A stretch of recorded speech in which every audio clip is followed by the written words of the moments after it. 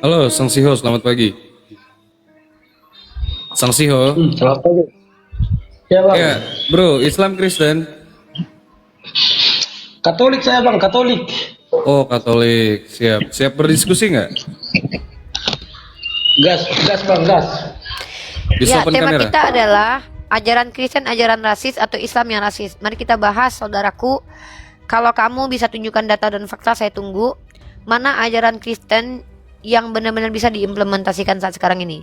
Nah, justru saya bisa menemukan banyak ayat di kitabmu, baik perkataan Paulus yang mengeksklusifkan pengajarannya, baik perkataan Yesus yang mengatakan perempuan karena etnisnya disamakan dengan anjing, baik ajaran dalam kitab Perjanjian Lama tentang keunggulan bangsa Israel dari bangsa lainnya. Ini rasis, teman-teman. Nah, sekarang silakan kamu jelaskan bagaimana kamu memandang kitabmu yang penuh isinya dengan ayat-ayat rasis. Silakan.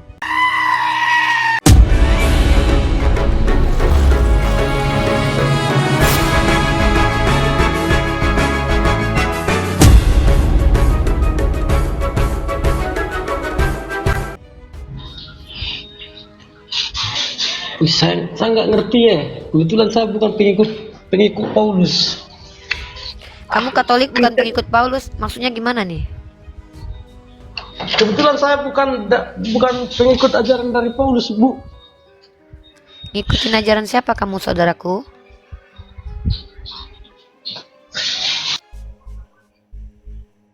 Katolik tapi Waduh, nggak ngikutin Paulus. kacau. Ih, Penska. Ya, fans K atau Hatta. Muslim dan Muslim, sister. Lagi muter-muter. Pagi. Pagi. Bisa open Ya. kamera, Mbak Penska? Aduh, belum bisa. Mas. Ya, Oh, gini ya udah. aja. Kalau nanti Anda menghujat, tidak terkendali kesurupan Holy Ghost, kita turunkan ya. Kita nggak mau buang-buang waktu ya. Ya, kita nggak Mau mau. nanya, maunya. Ini mau tanya. Kan masuknya mau tanya kan Kristen katanya Kristennya rasis. Ya. Maunya tanya emangnya Kristen rasis ini untuk zaman dulu atau zaman sekarang? Oke, baik. Kakak mute dulu, Kak. Kakak mute dulu. Kakak, yang saya maksud itu adalah sepanjang peradaban, mulai dari zaman dulu sampai sekarang. Saya akan menceritakan kepada kakak sedikit singkatnya. Kakak orang Nias atau orang Batak, saya nggak tahu. Kakak itu dapat agama Kristen dari penginjil-penginjil Jerman, ya. Nama-nama mereka itu diantaranya Frederick Fabry, Rohden, dan juga Nomensen. Nah, kakak tahu tidak, guru-guru kalian itu, scholar-scholar kalian itu adalah orang-orang Jerman yang memiliki doktrin atau ideologi rasisme, menganggap orang Asia Tenggara itu boleh diperbudak dan menganggap orang yang kulitnya hitam itu semakin hitam kulit seseorang semakin banyak dosanya. Nah, mungkin teman-teman harus tahu, saya akan tunjukkan datanya dulu ya. Kakak belajar dulu ya. Kakak cari tahu nih. Nih. Ini orangnya nih. Ini salah satu penginjil dari Jerman. Nah, orang ini petinggi dari RMG. Apa itu RMG? Rheinische Mission Gesellschaft. Dilanjutkan oleh HKBP saat sekarang ini. Silakan kakak cari tahu. HKBP itu melanjutkan RMG. Nih, saya tunjukkan ya. Dan bahkan ideologi rasisme ini diajarkan di sekolah-sekolah. Nah, saya tunjukkan ya. Nih, saya tunjukkan pakai data. Mohon maaf ya. Kalau kalian mau marah, marah saja kepada Uli Kodok. Saya hanya menyampaikan dan membongkarnya. Nih. Kepercayaan atas keunggulan bangsa Eropa dan perlunya kolonialisme demi membawa peradaban dan agama Kristen kepada bangsa-bangsa kafir dan primitif di Afrika dan di Asia merupakan bagian penting dari pendidikan yang diperoleh para calon misionaris di seminari RMG di Barmen. Nah, mari kita lihat RMG ini dilanjutkan sama siapa? Ya. RMG ini dilanjutkan sama HKBP. Ya, nih. Kakak lihat nih. Karena selama ini penulisan sejarah penginjilan mana nih ya? Nih. Karena selama ini sejarah penginjilan di Tanah Batak didominasi oleh para penulis yang dekat dengan Kuria Kristen Batak Protestan sebagai penerus RMJ. Paham ya? Paham ya? RMJ ini punya ideologi mengajarkan untuk rasis. Ya, membedakan seseorang karena etnis, karena menganggap orang-orang itu boleh diperbudak, rasisme ideologinya, dan itu diajarkan di tempat lembaga misionaris. Nah, saya tidak tahu kalian-kalian yang calon misionaris di HKBP, calon misionaris Protestan ini masih punya ideologi itu, saya tentu tidak tahu. Maka cara membuktikan kalau kalian rasis atau tidak tergantung wawancara kalian dengan saya nanti. Mungkin kakak bisa saya uji sedikit kakak ini masih rasis atau tidak, boleh? Untuk membuktikan kalau kakak itu rasis atau tidak, kita uji dulu, bisa? Kak Franska, berani nggak saya uji kakak rasis atau tidak? Gini, ini panggil Ibu Rifa atau soalnya lebih mudah Boleh ya. dipanggil. Ya, begini, ini kalau untuk namanya rasis, untuk kita yang minoritas kayaknya tidak, karena di luar konteks mungkinnya gini, ini kan itu kan sejarah. Kalau untuk dalam Alkitab, kita untuk perjanjian lama dan perjanjian baru kan perjanjian lamanya sudah digenapi di perjanjian baru. Jadi di dalam kita kan gemit. Gemit itu seperti mengajarkan untuk Alkitab saja, tidak konteks dan sampai di luar buku yang seperti Ibu Rifa katakan, bilang kalau di buku itu menunjukkan rasis, betul tak Ibu? Tapi kalau untuk di ajaran kami untuk kayak untuk dalam Alkitabnya tidak pernah menunjukkan kalau ada, maksudnya Kristen itu rasis, karena kami diajarkan mengasihi sesama. Kalau untuk perjanjian lama itu kebanyakan perang, memang betul perang, tetapi sudah digenapi di perjanjian baru, yaitu Tuhan Yesus disalibkan di kayu salib. Jadi kita yang sekarang yang generasi Z, generasi yang dimana sudah banyak teknologi, sudah banyak perkembangan. Untuk yang pemikiran ras itu kayaknya tidak ada, Ibu. Mungkin oknum tertentu seperti dikatakan seperti penyesat sesat, ajaran sesat, mungkin mengajarkan seperti itu. Tapi untuk kami yang generasi itu kayaknya tidak ada. Makanya kayak Baik, seperti kakak, itu, Ibu. kakak, Saya guru kakak sekolah minggu, Franska. Ibu. Ya. Ibu. Saya guru sekolah minggu. Ya, bagus. Tidak pernah mengajarkan untuk anak-anak bilang gini, kita nih harus membenci yang lain ya, atau kita harus rasis dengan yang ini agama yang lain. Tidak. Saya mengajarkan anak-anak yang masih pemikiran yang masih kecil, belum jauh sampai ke depan, saling mengasihi sesama. Biarpun itu agama lain. Agama lain juga ada, kayak agama Islam, Buddha, datang ikut datang ke sekolah minggu. Ya kawan-kawan yang lain ajak. Kakak sampai kapan saya dengerin ngomong, Kak? Tunggu Ibu. Kakak Tunggu, ya Ibu. sampai kapan? Ibu, Berapa menit lagi? Ibu kan kasih tunggu dulu.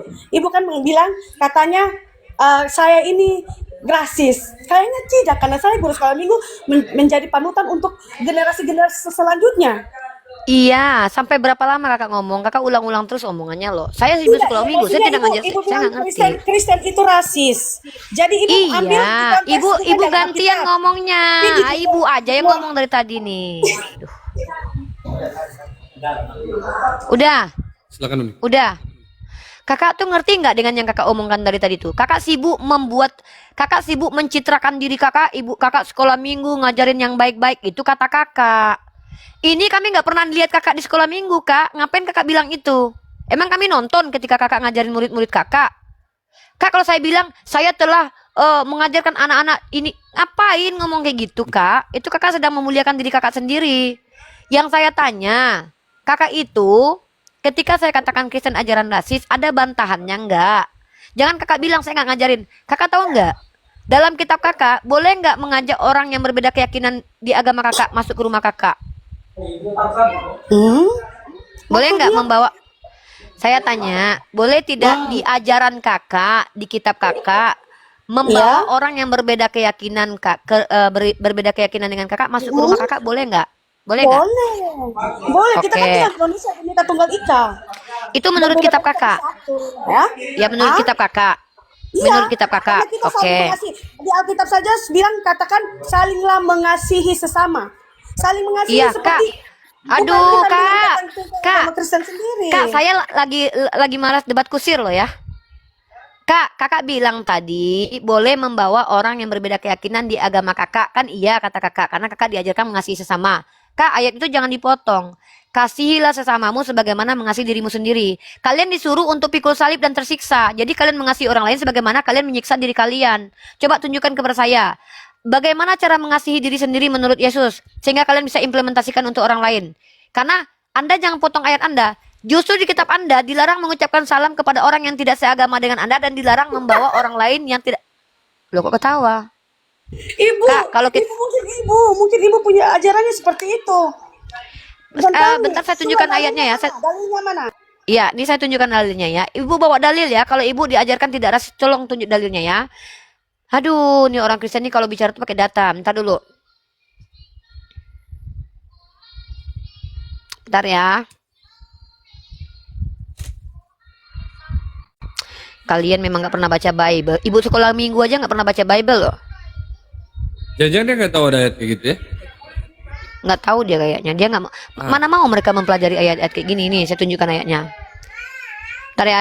Ibu buka 2 Yohanes ya. Bentar nih. 2 Yohanes pasal 1, Bu.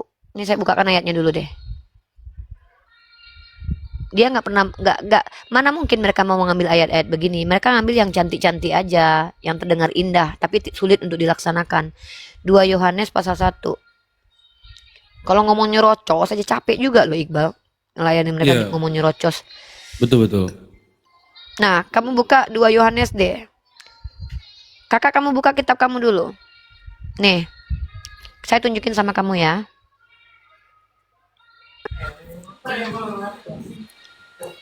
Yohanes berapa? Kamu buka 2 Yohanes pasal 1 nomor 10. Kamu baca itu.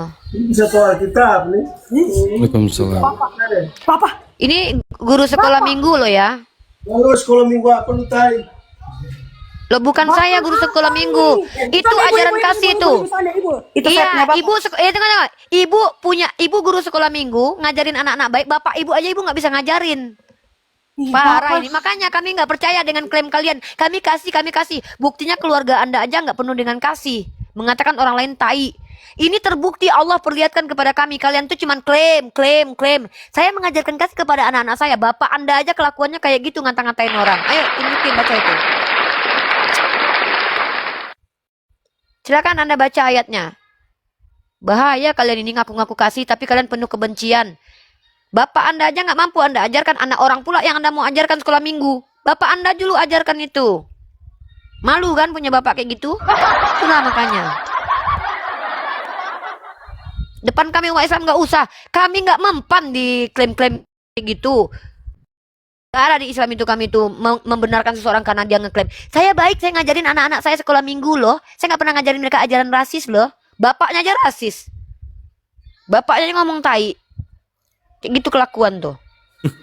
Kayaknya. Kalau kami nggak pernah ngaku-ngaku kami tuh. Yang typing di bawah langsung terbukti. Baca. Gitu. Langsung terbukti.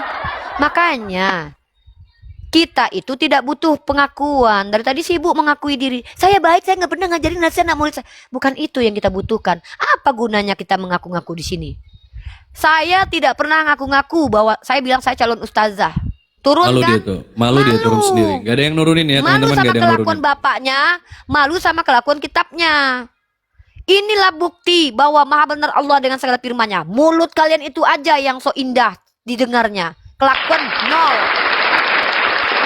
Sampai habis dipikku gara-gara kalian.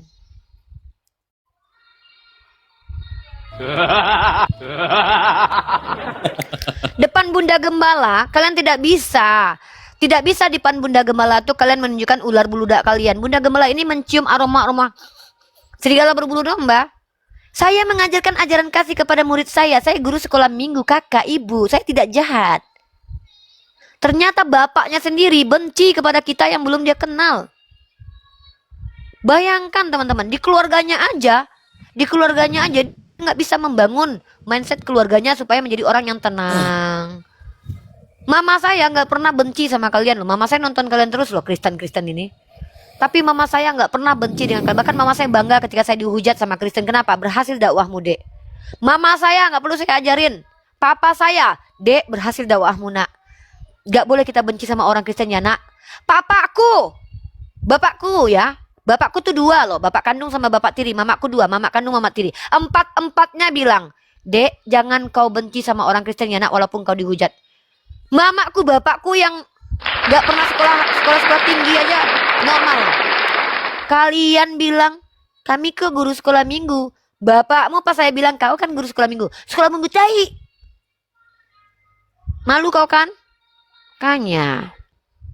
Ya, nih anak Teos bukan? Anak Teos atau anak domba nih Roma ini? Anak Teos kan?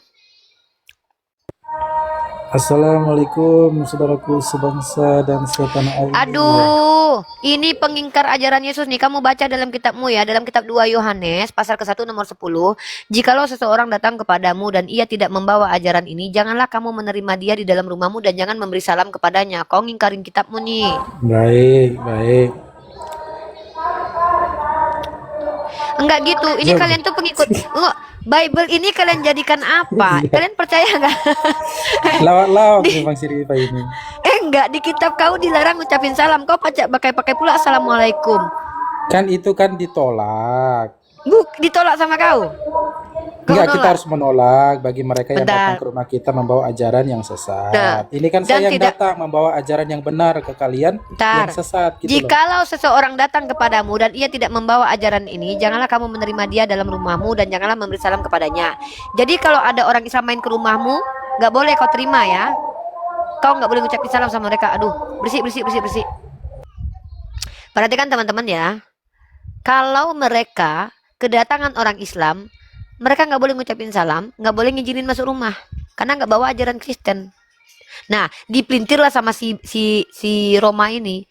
Iya, itu kalau kalian yang datang kepada kami. Tapi kalau kami yang datang kepada kalian nggak apa-apa. Jadi kalau mereka datang ke kita, mereka ngucapin salam. Tahu kalian? Maksudnya apa? Kalau mereka mau menginjili kita, mereka baik-baik ke kita. Assalamualaikum warahmatullahi wabarakatuh, Ripa. Padahal dia nggak ada ngucapin salam, di agamanya diajarin. Nah, tapi kalau kita yang datang ke mereka, nggak akan mereka ucapkan salam. Paham kalian maksud si Roma tadi? Kalau kita yang datang ke rumah mereka, tidak boleh mereka ucapkan salam. Tapi kalau mereka mau menginjili kita, salamnya ke Islam. Assalamualaikum warahmatullahi wabarakatuh. Ngerti? Gitu. Jadi bedakan Unirifa, bedakan mereka yang hendak menyesatkan orang lalu kemudian mengunjungi rumah-rumah orang Nah. Kristen dengan sesama Islam ini tetangga. enggak, aku tanya sama kau dulu. Islam ini sesat enggak? Tetangga saya datang walaupun dia orang Iya. Berarti kau bilang Kristen datang, ya boleh dong. Saya terima ya dong. udah. Kalau gitu kau mau bilang agama Islam Keluarga agama sesat saya atau yang enggak? non Kristen datang ke rumah saya berkunjung, Iya. boleh Agama dong. Islam itu sesat atau enggak? Ya akui saja. Enggak, kau yang aku tanya kok akui saja. Masa aku mengaku aku sesat? Kok bodoh kali. Sekarang aku tanya, menurut kau Islam sesat enggak? Ya, jadi mereka masih keliru. Saya tanya, Kalian itu menurutmu masih keliru. agama, kenapa kalian tuh nggak bisa jujur kalau ngomong? Kenapa kok kayak lama banget? Saya tanya, menurut kau agama Islam itu sesat atau enggak? Keliru, bukan sesat. Saya keliru. tanya sesat enggak? Sesat dan keliru Enggak, bedanya bedakan- apa? Bedakan Sesat dan keliru apa dengan bedanya? keliru. Ya, sesat apa Kalau artinya? sesat itu dia sudah tahu jalan kebenaran, tetapi ya dia sudah tahu tuh untuk apa jalan menuju titik tujuan gitu kan. Tetapi dia Kalau keliru, malah kalau keliru, sengaja ya kalau malah keliru sengaja apa? menempuh jalan yang bengkok. Ya, kalau Yang keliru artinya bukan apa? Seharusnya. Tapi Ya, kalau kalau keliru? saudara-saudara kami yang Islam ini, mereka belum tahu sama sekali tentang kebenaran. Oke, Jadi sekarang saya tanya perlu sama kamu dulu. diberikan Saya tanya sama kamu penjelasan dulu. tentang Bentar. Di mana Siapa- itu jalan kebenaran? Ya, bagaimana kau cara membedakan orang Islam yang keliru dengan orang Islam yang sesat? Apa bedanya coba? Ya semua orang Islam kan keliru mengira Ya, bahwa Berarti sesat- orang Islam nggak ada yang sesat ya? Teman-teman nggak perhatikan ada, ya. nggak ada, yang Nggak ada ada. keliru. Teman-teman, tidak ada orang Islam yang sesat teman-teman ya, menurut si Roma ya. Nah, udah gitu aja, kita nih gini loh, kita tuh nggak Menurut usah. perspektif Aduh, iman Kristen ya, bukan bukan menurut iman. perspektif kalian. Aduh ya Allah, kan yang ngomong kan kau, masa menurut aku? Oke, baik, lanjut. Masa gitu aja kok dijelaskan? Menurut si Roma, orang Islam itu nggak ada yang sesat, teman-teman ya. Nggak ada yang sesat. Sekali lagi saya tekankan ya. Menurut si Roma, orang Islam tidak ada yang sesat. Paham ya? Nah, Roma, sekarang aku tanya sama kau. Dalam kitabmu, ya, dalam kitab kau, ini dituliskan begini, ya. Dalam Matius pasal 18 nomor 6. Tetapi barang siapa menyesatkan salah satu dari anak-anak kecil ini yang percaya kepadaku, lebih baik baginya jika sebuah batu kilangan dikaitkan pada lehernya lalu ia ditenggelamkan ke dalam laut. Siapa ini orang-orang sesat ini menurut kau? Silakan dijawab. Ya banyak penyesat-penyesat bahkan Ya dari siapa? Contohnya. sendiri. Ya sebutkan nama lah. Ya, mereka yang tidak mengakui Yesus sebagai Tuhan, mereka yang tidak mengakui Yesus sebagai manusia. Mereka yang Nah, tidak itu. mengakui di mana dalil tertulis mereka yang tidak mengakui Yesus sebagai Tuhan itu orang sesat tuh di mana tertulis? Kalau yang tidak mengakui Yesus sebagai manusia itu memang sesat, antikristus. Nah, sekarang aku tanya sama kau, Yesus manusia bukan? Ya, dia manusia. Nah, yaudah teman-teman ya, Roma sudah mengaku Yesus manusia, jadi nggak ada alasan Tapi dia kita juga menyembah. Tuhan. Dia Tuhan. Kamu tahu arti manusia nggak? Ya manusia, insan. Manusia itu, sama seperti kita. ya manusia itu bisa jadi Tuhan. Tidak bisa. Tapi Tuhan terus? yang bisa menjadi manusia. Ketika Tuhan Sebaliknya, menjadi, ya oke, bentar. Ketika Tuhan menjadi manusia, pada saat dia jadi manusia, dia manusia atau Tuhan? Dia tetap Tuhan, keilahiannya tidak hilang. Oh, berarti Yesus adalah Tuhan yang menyamar jadi manusia. Bukan menyamar, tetapi dia Loh, gimana menempuh. ini? Enggak, tunggu dulu. Menempuh, bukan Dia jadi menyamar. manusia bener. Dia jadi manusia beneran nggak? Jadi Beneran. manusia beneran. Nah, berarti dia Beneran. manusia. Udah ya. Pada saat dia jadi manusia itu dia Tuhan juga. Yes. Berarti dia bukan lagi manusia, tapi tuman Tuhan kemanusia-manusiaan. Kamu tahu nggak istilah KBBI? Siluman adalah istilah untuk makhluk halus yang menyamar jadi manusia, hidup di tengah-tengah manusia. Mutan adalah manusia yang berubah secara genetik, memiliki superpower keadaan yang berbeda, disebut dengan mutan. Siluman, mutan. Nah, kalau Yesus adalah Tuhan yang jadi manusia, nggak bisa dikatakan lagi manusia, karena dia adalah Tuhan. Maka istilah yang cocok adalah Tuhan kemanusia-manusiaan. Belajar esensi ya. Jangan membatasi Loh. kuasa Tuhan berdasarkan Siapa yang ya udah. kedangkalan cara berpikir Anda. Oke, saya Kita. tanya, membatasi Ya. kuasa Tuhan itu maksudnya adalah ketika tidak percaya Tuhan jadi apa saja, Oh. betul? Ya. Oke, ketika bisa nggak Tuhan Anda kamu jadi bisa. iblis? Bisa saja kalau dia mau. Nah, Dia ya. maha kuasa. Jadi suatu saat teman-teman, kalau ada iblis yang bertemu kalian, jangan marah dulu. Jangan-jangan itu Tuhannya orang Kristen ya, karena bisa. Bisa nggak Tuhan menjadi kotoran? Tentu itu pertanyaan yang Iya, dulu Yang- saya cuma tanya, yang bisa sesat nggak Tuhanmu logika, jadi ya. Tuhanmu bisa nggak jadi tai? Nggak seperti itu juga. Wah, Rifat. udah dibatasi Cara nih, berpikir dibatasi. logis. Sudah dibatasi kekuasaan Tuhannya teman-teman. Cara Tadi nggak berpikir boleh logis nggak membatasi seperti kekuasaan itu. Tuhan. Teman-teman dengar ya. Tadi ketika Tuhannya jadi iblis bisa, tidak terbatas kekuasaan Tuhannya. Sekarang giliran setannya, bisa nggak Tuhannya jadi tai? Udah terbatas teman-teman, udah nggak bisa ternyata. Bukan terbatas, Bisa nggak? tetapi Bisa nggak? Bisa saja kalau dia mau. Nah, teman-teman, jadi teman-teman hati-hati kalau teman-teman lihat tai di jalanan, jangan buru-buru diinjak dulu. Pastikan kalau itu bukan Tuhannya orang Kristen lagi nyamar ya. Nah, udah langsung. Bentar dulu, aku mau framing. bentar, bukan framing, aku cuma ngingetin. Aku takut teman-teman Islam nanti mijak Tuhan. Teman-teman dengar ya. Suatu saat kalau kalian lihat wewe gombel hantu belau, jangan kalian Lawak memang logikamu, Rifa. ini loh, menurut si Roma, Tuhannya bisa jadi setan. Jadi suatu saat kalau kalian kedatangan Suketi baju putih rambut panjang, jangan kalian anggap itu hantu dulu. Uji dulu ya. Kalian tanya, kamu Tuhannya Kristen bukan? Kenapa? Karena kata si Roma, Tuhannya umat Kristen bisa menyamar jadi hantu sekali. Begitu juga kalau kalian lihat tai di jalanan, jangan buru-buru kalian buang dan kalian pijak. Kalian pastikan. Jangan potong kalimat frasa Enggak, saya. Kalau saya dia kan- mau, bisa kalau dia mau. Itu Ya frasanya. udah, makanya saya bilang kepada saudara, saya mengingatkan saudara saya Muslim dulu. Jadi Sekarang teman-teman, Tuhan mau nggak seperti yang jadi manusia aja punya tai dia mau, apalagi jadi tai. Loh, Tuhanmu kan jadi manusia punya tai di dalamnya. Artinya tuh yang firman jadi manusia itu juga tai, tahu? Gimana sih ini? Jadi teman-teman kalau ada seandainya kan gini, apa yang keluar dari Tuhan adalah Tuhan. Firman telah jadi daging, jadi manusia. Maka manusia itu adalah Tuhan menurut si Roma. Sekarang aku tanya, tai yang keluar dari dubur Yesus itu Tuhan atau bukan? Silakan dijawab. Sama saya diskusinya asik. Jadi kalau suatu saat kalian lihat tai, jangan buru-buru kalian pijak. Perhatikan dulu, pastikan kalau itu bukan Tuhan yang lagi nyamar jadi tai ya. Takut aku nanti minjak-minjak tai, nanti tau-taunya Tuhan Kristen lagi yang kepijak. Roma, silakan dijawab Roma. Rifa, Pertanyaan kamu jangan langsung framing lah. Loh, katanya Tuhanmu bisa jadi tai. Saya bilang, kalau berdasarkan kemahakuasaan dari Tuhan, Bisa kan dia jadi tai? bisa menjadi apa Nah, saja yaudah. kalau dia mau. Yaudah. Kalau dia mau. Ya mana tahu Kalau dia, dia mau. memangnya kau tahu? Nah, Emang dia minta izin dulu bagaimana sama kita- kau? Tunggu bentar. Bagaimana Emang kita? Ya. tunggu dulu. Memangnya mau dan tidak maunya Tuhan, kau tahu? Emang dia kalau mau jadi tai ngizin dulu Kita sama bisa kau? tahu. Roma. Kita bisa tahu. Oh, jadi dia dari minta logika izin dulu kita. samamu. Kita bisa Jadi tahu. dia kok bisa tahu kau? Sekarang aku tanya. Yesus itu Tuhan punya tidak tai akan enggak? pernah mau melakukan hal apapun yang kontradiktif dengan sifat-sifatnya. Loh, menjadi manusia itu kontradiktif, Bre. Emang Tuhan Enggak lah. butuh tidur? Loh, tidur itu berarti sifat Tuhan. Kejadian di kitab Kejadian Enggak. dikatakan Tuhan Allah menciptakan bukanlah manusia segambar dan serupa. Aduh, ini aku malas sekali loh ngomong sama orang ninja. Kita nih kalau ngobrol tuh terfokus loh. Gini, kau kan bilang Tuhan tidak mungkin menjadi sesuatu yang kontradiktif dengan dirinya, kan gitu. Nah, mati itu sifat kontra Tuhan atau sifat Tuhan? Jawab Roma. Aduh, parah nih orang Kristen, makin parah penyakit mereka nih loh. Mati itu Lah. sifat alami Tuhan atau sifat Ya. kontradiktif Tuhan? Itu sesuatu yang alami bagi manusia. Bagi Tuhan, gue tanya kok manusia kau jawab. Bagi Tuhan Bagi enggak Tuhan. lah. Nah, Tuhan kau mati. Tuhan Berarti itu ketika kontradiktif dia nggak? Katanya ketika Tuhan tidak dia mau berubah menjadi sesuatu berada yang dalam kontradiktif. kemanusiaan, ketika di dalam Iya. kemanusiaan. Nah, berarti jadi manusia itu sifat kontradiktif atau sifat alami Tuhan? Enggak begini. Jadi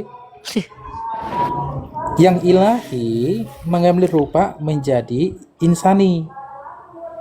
Nah, ketika yang ilahi itu mengambil rupa insani, ilahi itu tidak kemudian hilang. Enggak, tetapi dia tetap melekat pada yang insani itu. Tapi yang insani juga tidak kemudian hilang efeknya. Enggak, yang insani itu juga kemudian betul-betul dimiliki oleh Yesus itu sendiri. Dia bisa lapar, dia harus tidur, ya kan? Dia kemudian harus berdoa, bercakap-cakap dengan Bapa, kan begitu. Ya, dia kemudian mati. Memang dia mati. Tapi belum. bukan kematian Yesus bukan berarti menunjukkan bahwa dia bukan Tuhan. Udah belum? Lama banget nih. Ya udah. Udah. Kematian Yesus bukan menunjukkan Udah bahwa dia bukan belum? Tuhan. Udah, jangan panjang-panjang. Yang poin pertama, berarti sifat keilahian Yesus tidak pernah pergi dari dirinya. Ya. Betul. Nah, waktu Yesus mati, kemana sifat keilahiannya? Ada dalam dirinya. Berarti Tuhannya mati juga. Ya, tetap ada. Wah, waktu Yesus mati, sifat keilahiannya tidak aktif. On off. Kemana sifat keilahiannya waktu dia mati? Ketika keilahiannya bercampur dengan yang insania, nah dia bisa mati. Dia Nah, bisa kemana merasakan sifat ya? siksaan, Waktu dia mati, penderitaan ya. waktu mati di kayu salib gitu loh. Ya kemana? Kemana sifat ilahinya itu? Ya nggak tahu kita kemana. Oh, jadi nggak usah cari tahu. nggak usah cari Ya kan, tahu karena keilahiannya, tapi ada dalam diri Yesus gitu. Kitab suci memberikan penjelasan hanya sebatas bahwa Yesus yang adalah Tuhan dan manusia, dia mati. Itu doang. Iya, Tapi kan kata kemudian kamu memang ada- si brother, ada tambahan kata penjelasan. brother, woi, ngobrol ini nyambung lah, berisik lagi. Ketika sifat Yesus yang manusiawi bercampur dengan sifat ilahinya, ketika dia mati, sifat ilahinya kemana? Nggak tahu teman-teman. Tapi ada dalam dirinya. Mungkin malu-malu untuk mengungkapkan dirinya keluar waktu dia mati ya. Mungkin begitu. Jadi sifat ilahinya masih ada. Jadi waktu dia mati 3 hari 3 malam, itu yang mati itu sifat manusiawinya. Tapi sifat ilahinya ada dalam dirinya. Kemana? Nggak tahu kita kemana ya. Mungkin disembunyikan atau sedang off atau tidak aktif ya. Mungkin tidak aktif mungkin kayaknya. Begitu. Nah, sekarang saya tanya. Kamu bilang saya membatasi kuasa Tuhanmu. Tadi saya tanya, Tuhanmu bisa nggak jadi apa aja? Bisa.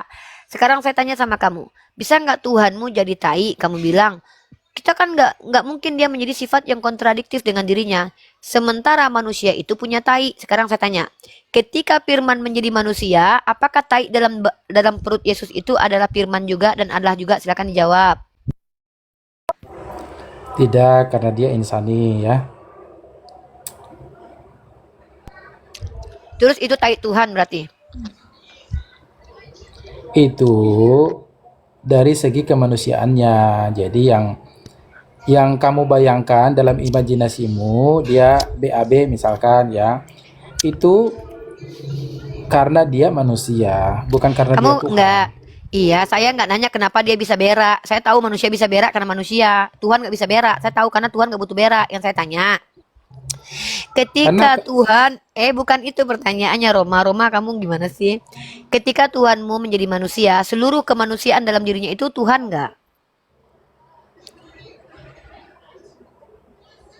Nah, kamu jangan memiliki Saya suatu tanya, pandangan. ketika Yesus itu yang dikatakan manusia, manusia itu kan terdiri dari seluruh aspek yang ada pada dirinya dan sifat-sifatnya. Itu kan manusia namanya. Sekarang saya tanya, ketika firman menjadi manusia, apakah seluruh kemanusiaan yang ada dalam dirinya itu adalah Tuhan? Yesus itu Tuhan, itu saja. Yang saya Karena kita tanya, ini, dalam Yohanes ukuran yang pasal kamu 1:14, firman Enggak. itu menjadi manusia. Saya tanya, ketika dia jadi manusia, kemanusiaan yang jadi manusia itu Tuhan bukan? Begini, Rifa, ukuran yang kamu Ketika pakai Yesus untuk menjadi menggambarkan manusia, tentang saya tanya lagi nih, sekali lagi nih. Hmm, Firman menjadi manusia. Manusia itu terdiri dari bulu, kulit, lendir, air ludah, tai, darah. Betul? alat kelamin lagi. Alat kelamin. Apakah seluruh aspek ini adalah Tuhan yang menjadi manusia? Jawab.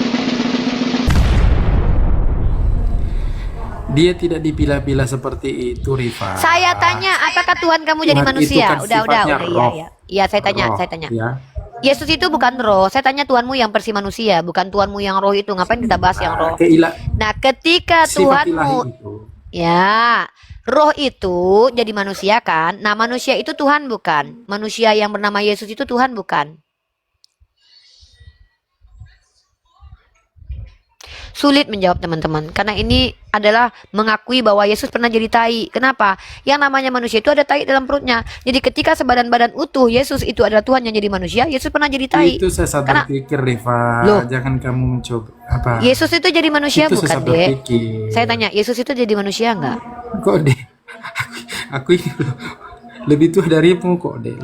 Loh, saya tanya, Dek. Tidak, Yesus sesat itu, kamu. Dek, dengar, Dek. Yesus itu Tuhan yang jadi manusia nggak, Dek? Rifa, kamu itu masih bocah, Rifa. Adek, Kamu Bunda panggil saya nanya adek. sama adek, Yesus apakah Tuhan yang jadi manusia atau bukan? Malu adek mengungkapkannya, karena adek sadar kalau manusia itu punya tai dalam badannya. Kalau adek jawab iya, berarti tai-tainya juga adalah Tuhan yang menjelma. Begitulah ulah si Rifa ini kan. Kalau dia Adek, tidak bisa menyebutkan lawan debatnya, dia bukan. langsung gitu tuh. Ya kan? Adek, Bunda tanya sekali lagi ya, berat memang.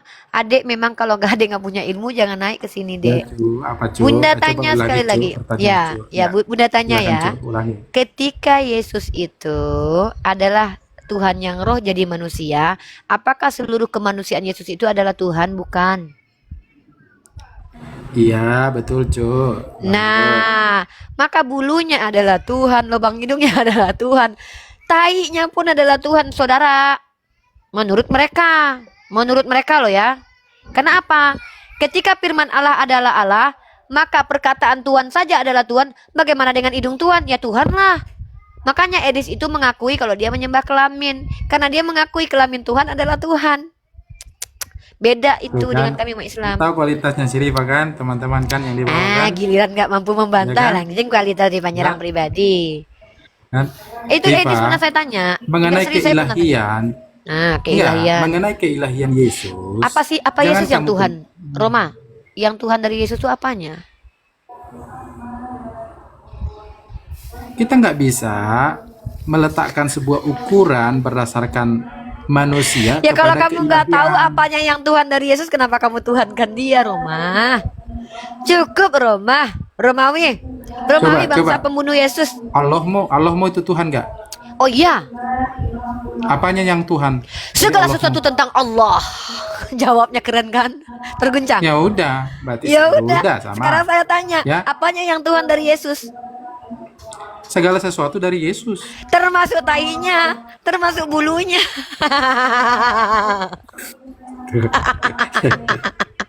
Termasuk kentutnya Yesus juga adalah Tuhan, guys, karena segala sesuatu yang ada pada Yesus adalah Tuhan. Ngeri kan jawaban orang Kristen kan? Jadi segala sesuatu yang ada pada diri Yesus adalah Tuhan. Kelaminnya Tuhan, bulu hidungnya Tuhan, air ludahnya Tuhan. Dia punya air ludah loh. Itu Ingat segi kemanusiaannya, Rifa. Loh, Bukan segi katanya. keilahiannya. katanya segala sesuatu yang ada pada diri Yesus adalah Tuhan, termasuk kencingnya, beraknya. Segala sesuatu yang ada pada Allah adalah Tuhan, adalah keilahian. Kenapa? Sifat Allah adalah sifat ilahi. Tentang Allah adalah ilahi. Allah, kami nggak punya bulu hidung karena nggak butuh bulu. Buat apa bulu? Orang Tuhan kami nggak butuh udara buat dimasukkan ke dalam paru-paru. Tuhan kami nggak butuh otak karena Tuhan kami tidak berpikir. Tuhan kami pemilik adalah ilmu. Tuhan kami tidak butuh kulit. Ngapain butuh kulit? Nggak ada yang dilindungi kok. Tuhan Anda butuh kulit melindungi daging biar nggak perih. Tuhan Anda butuh lubang hidung biar bisa bernapas. Kalau nggak ada lubang hidung, Tuhan Anda mati karena nggak bisa bernapas. Makanya lubang hidung Tuhan Anda adalah Tuhan. Tuhan Anda butuh upil supaya bisa meregenerasi supaya upil itu kan terdiri dari zat-zat yang mencoba masuk bercampur dengan lendir di hidung kita yang supaya tidak masuk sedikit pun benda-benda ke paru-paru kita. Makanya ada lubang ada upil. Jadi upil pun bermanfaat hasil dari masuknya benda-benda yang kecil ke dalam hidung kita gitu loh. Nah, Yesus ada upil lah. Apalagi bulu hidung. Dia punya ludah kok. Dia kalau nggak punya ludah nggak bisa, lidahnya ini kejang. Nah, nggak ada cair, lidah terus basah terus. Kalau nggak kering lidah, ya. Makanya jadi ketika kamu mengatakan segala sesuatu yang kalau ada diskusi dengan kamu, Rifa. cukup Roma, mending kamu nyanyi aja. Udahlah, aku nyanyikan kamu lagu ya Roma ya. Ani nyanyi boleh nggak buat Roma? Coba Boleh orang nggak Ani Kristen yang lain nyanyi? coba naik ke atas, aku Ah, mundur nggak. aja deh. Udah Roma jangan di sini. Roma, Ani mau nyanyi buat Roma boleh? Hai manusia, sembahlah berpikirmu, cara Tuhan. berpikir anak-anak, Rifa. Ani mau nyanyi Roma. Ani mau nyanyi dulu buat Roma, spesial buat Roma karena telah mengakui bahwa Yesus adalah Tuhan semanusia-manusianya. Baik. Hai Coba aku tanya, manusia. kalau Aduh. mengikuti cara berpikirmu ya. Coba aku tanya, bisa nggak? Hmm. Allahmu itu berapa? Satu atau banyak? Satu. Satu. Nah, kalau dia sekarang ada di Arab, ada nggak di Indonesia? Allah bukan berada di mana-mana tapi melingkupi segala sesuatu. Kok melingkupi? Melingkupi Oh iya berarti dah, gimana menaungi segala menaungi dia? lah. Melebihi dari satu Menaungi. berarti. Terus Enggak lah. kemudian bagaimana kamu bilang dia itu satu? Tapi kemudian karena dia satu. dia ada di Arab, ada di Indonesia dalam waktu yang Ya, bersamaan. Coba. Tuhan saya bukan kayak Naruto menyamar jadi banyak terus berada di Nah. mana-mana, nggak kayak gitu Tuhan saya. Tuhan saya ilmu pengetahuannya, kekuasaannya melingkupi segala sesuatu. Sekarang Tuhanmu ada nggak di rumahmu? Tuhan saya pengetahuannya, ilmunya, kekuasaannya ada di rumah saya. Sulit ya, sulit untuk Ada nggak di rumahmu?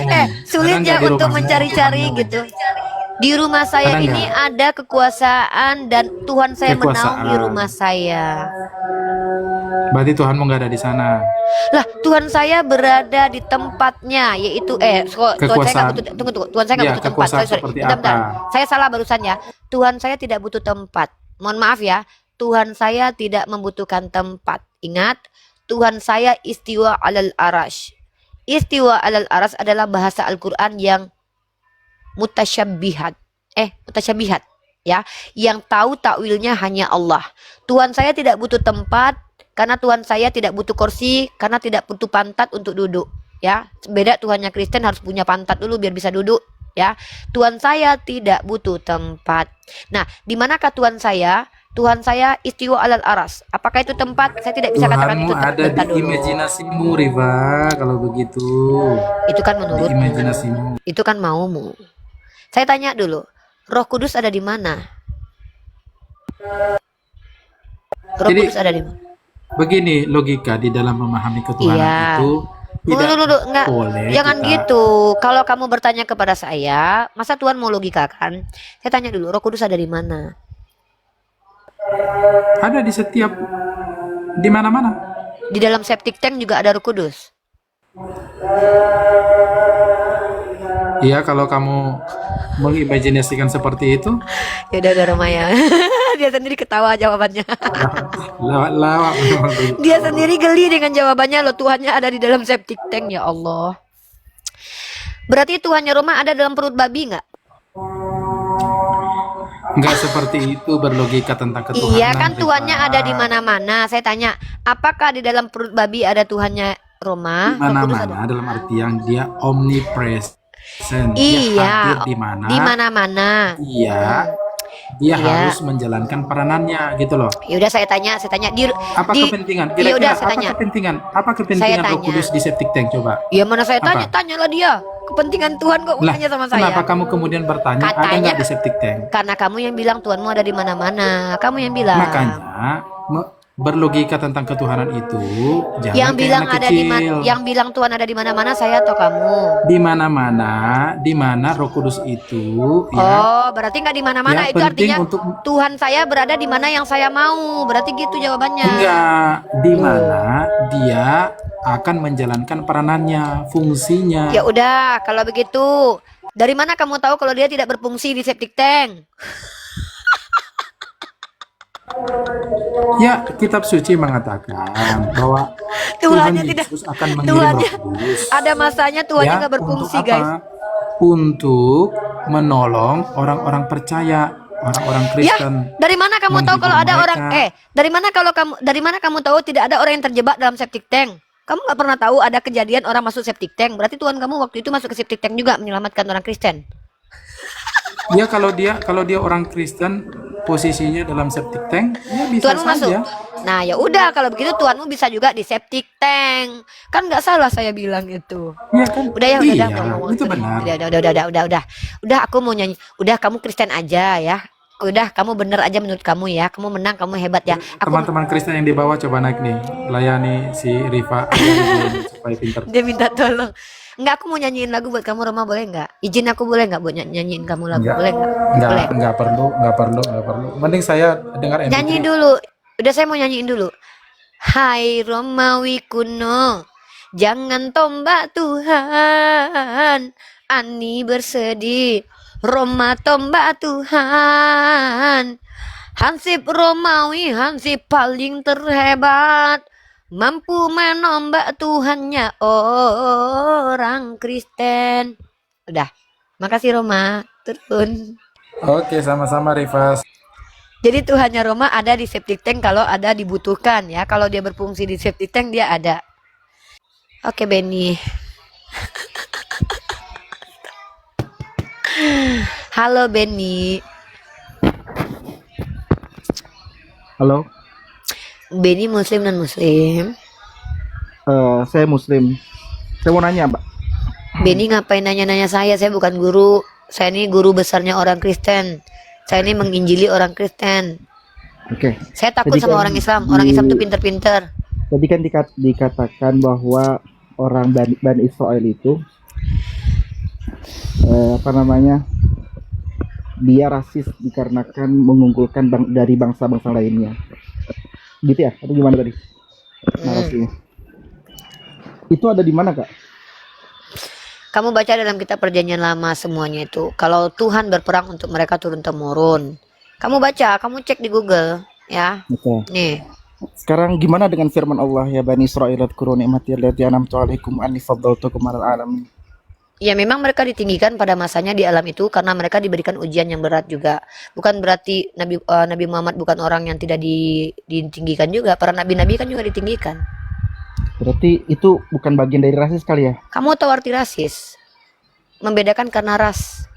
Ya Bani Israel azkuru ni'mati allati an'amtu 'alaikum wa anni faddaltukum 'alal alamin. Kata Allah apa? Allah meninggikan mereka lalu mereka diberikan apa? Diberikan karunia. Lalu ketika mereka membantah, apakah Allah tetap meninggikan mereka? Ketika Tuhannya umat Kristen sudah tahu mereka tegar tengkuk, sudah tahu mereka berzina, mereka tetap dimuliakan, itu baru rasis. Tuhan tidak penting kejahatannya, yang penting dia adalah Bani Israel. Itu namanya rasis.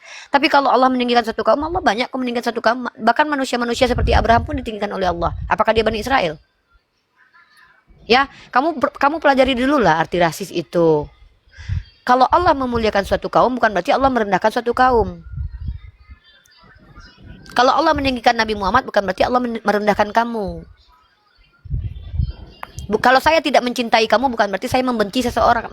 Kalau saya tidak mencintai kamu, bukan berarti saya membenci kamu. Gitu aja kamu nggak ngerti logikanya. Kamu Islam loh. Makanya saya bilang, dari tadi orang Islam, kalian kalau ke sini, ya minimal kalian tuh belajar mantik, belajar filsafat, belajar esensi, belajar ilmu hakikat. Belajar kalian dulu bagaimana memahami ketika Allah meninggikan Bani Israel itu bukan rasis, tapi Allah memang meninggikan Bani Israel karena memang Allah akan memberikan ujian kepada mereka. Makanya baca di ayat selanjutnya. Ayat itu jangan dipotong-potong, baca. Satu konteks Al-Baqarah itu baca. Itu ayat favorit saya tuh. Bahkan mereka mendapatkan ujian. Mereka diangkat oleh Allah, derajatnya diuji juga oleh Allah untuk membuktikan bahwa mereka ketika sudah diangkat oleh Allah, mereka ingkar, Allah tetap buang mereka kemudian. Berarti ketika Allah sudah mengangkat derajat seseorang, kalau dia ingkar dibuang Allah. Kenapa? Kata Allah yang membedakan kita itu iman dan takwa. Makanya belajar tentang rasis dulu, definisinya apa. Tapi beda loh, Alkitab yang beriman kepada Nabi itu beda loh. Kamu tahu nggak arti rasis dulu? Saya tanya. Coba definisi rasis apa? Enggak, karena kan di situ kan Saya tanya kamu arti rasis, tahu nggak arti rasis saja kamu nggak ngerti. Aduh, ini orang Islam nih kamu kayak Kristen, tau nggak? Persis kamu kayak orang Kristen. Saya tanya kamu arti rasis tahu nggak? Definisi rasis ngerti nggak? Kan tadi kakak sendiri yang Saya bilang. tanya kamu definisi rasis ngerti nggak, brother? Kan tadi kan kalau mau ngajarin saya terima kok, Dek. Misalkan kamu jauh lebih berilmu dari saya nih. Saya terima kok.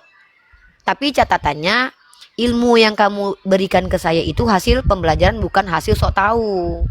Maka saya tanya sama kamu, kamu ngerti nggak arti rasis, Dek? Ini prinsip ini aja Allahu ya. Akbar. Kenapa saya itu paling malas sama orang-orang yang saya tanya arti rasis apa, Dek? Satu kaum itu bukan rasis. La haula wala quwata illa billahil aliyil azim. Meninggikan suatu kaum bukan berarti Allah merendahkan suatu kaum, ya. Kenapa? Karena ketika Allah meninggikan orang Israel, Allah memberikan juga padanan mereka, yaitu ujian terberat bagi mereka. Contoh, mereka dikuasai Fir'aun, anak mereka yang perempuan dibunuh, yang laki-laki dibesarkan. Makanya kamu baca di Al-Quran itu, Allah memberikan kepada mereka ujian yang berat pula. Bukan berarti Allah merendahkan satu kaum rasis kayak seperti Tuhannya orang Kristen. Kalau Tuhannya orang Kristen, Israel itu walaupun sudah berzina, Daud sudah berzina, Yehuda meniduri menantunya, Tuhan tidak bunuh. Tapi yang dijadikan tumbal yang lain. Tapi kalau suku Amalek berbuat dosa dimatikan. Semuanya turun-temurun. Itu baru rasis. Kau orang Islam kau, tapi pemikiran kau kayak Kristen, turun kau. Rasis saja kau nggak ngerti. Makanya aku bilang, kalian orang Islam belajar dulu lah kalau mau naik sini. Hari ini aku debat semua kalian yang otaknya kayak orang Kristen, nggak peduli aku agamanya apa. Ditanya rasis artinya apa, nggak ngerti. Apa arti rasis? Kalau Allah meninggikan Bani Israel, bukan berarti Allah merendahkan satu kaum lainnya. Tapi Allah meninggikan itu ada alasannya. Apa alasannya?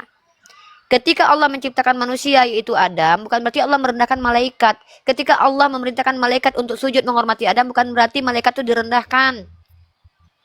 Otak nih pakai nih akal, makanya belajar mantik lah dulu.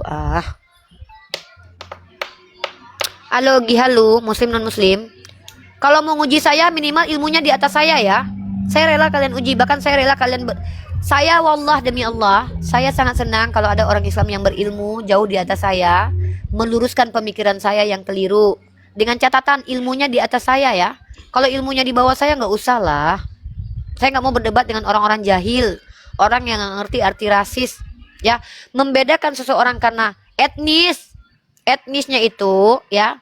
Contoh, kalau etnis ini jijik kita, seperti dalam Bible, kalau dia bongkol, kerdil, merusak kekudusan Tuhan, itu rasis namanya itu. Karena itu tidak bisa dijadikan pilihan. Manusia tidak bisa memilih untuk jadi bongkol atau apa, karena kan Tuhan yang ciptakan manusia. Nah, tapi Allah membedakan manusia itu untuk diuji. Kalian dinaikkan derajatnya. Kalau Allah menjadikan satu orang kaya, yang lain miskin, Allah rasis gitu. Ini otak kemana otak? Kalau Nabi Muhammad diangkat jadi Nabi, dapat kemuliaan, terus Allah tidak menjadikan saya Nabi, berarti Allah rasis gitu. Karena Nabi Muhammad orang Arab gitu. Ya, di Hulu. Ya, selamat pagi. Ya, silakan ditanggapi tema saya. Apakah orang Kristen itu rasis ajarannya? Ajarannya ya. Enggak, saya nggak perlu itu, Bu. Cuma nanya aja. Bisa bertanya, Umi. Boleh, silakan Bisa bertanya. bertanya. Nah, kemarin saya dengarkan waktu Umi konsultasi dengan orang Kristen bahwa di surga itu nanti diberi 100 istri dan 73 bidadari. Benarkah itu, Umi? 100 istri itu ada dalam Bible, Matius 19 nomor 29. Nah, di Islam tidak ada itu ya, tidak ada 100 istri. Nggak ada. Tidak ada. Berarti kalau Dalam Bible begitu adanya. ya, dalam Bible. Matius Dalam 19 Bible, 29. 19 nomor 29. Bentar ya, saya lihat ya, Umi. Ya, Matius 19 nomor 29. ke 19 nomor 29 ya.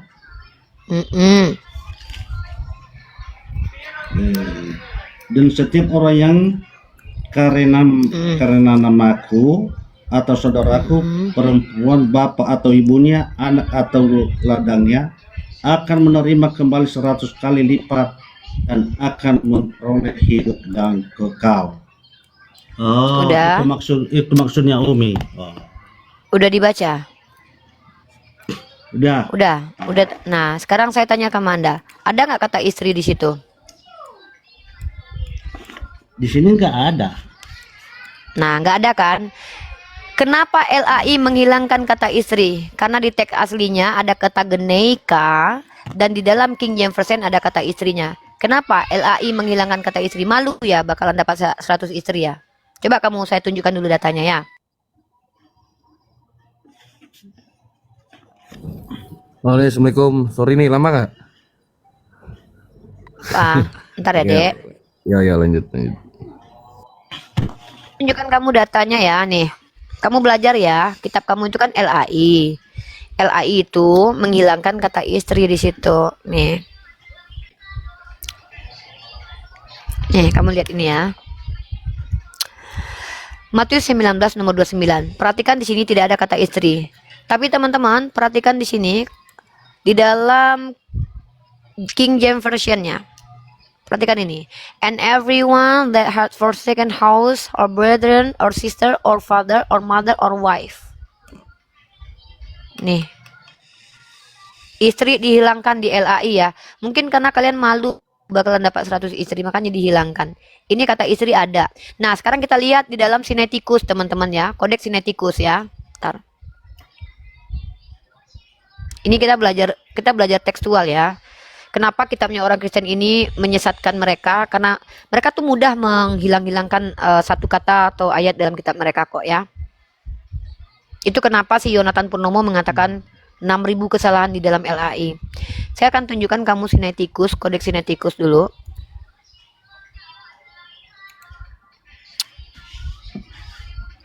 Kamu tahu Kodeks Sinaiticus nggak, brother? Brother tahu Kodeks Sinaiticus? Brother, takutnya brother nggak tahu nanti. Saya percuma ngasih Kodeks Sinaiticus nanti. Brother. Bro. Nah, ini ya, brother, pelajari ini brother ya. Nih. Brotherku, coba buka Kodeks Sinaiticus nih. Ini kodek ini manuskrip tertua ya, Dek. Ya. Nah, coba cari di sini. See the manuscript. Lihat manuskripnya, ya. Nah, cari di sini Matius, ya, Matthew. Banyak sebenarnya kalau mau cari hilang, banyak yang ayat hilang nih. 19 nomor 29. Ya, cek ini, Dek. Brotherku ya. Nah, terus scroll ke atas biar kalian bisa lihat. Ntar scroll ke atas, scroll ke bawah, scroll. Nah, Matius 19:29. Lihat ini ya. Kita zoomkan dulu ya. Ntar dulu aku zoomkan dulu. Nah, aku zoomkan ini ya. Matius, aduh, kok gini jadinya. Nah, kamu kalau nggak bisa baca ininya ya, biar kamu nggak repot ya. Kamu lihat ini transkripsinya nih. Kamu lihat ini. Ini transkripsinya, ini dituliskan bagus nih. Kamu lihat di situ Matius 19 nomor 29. Nah.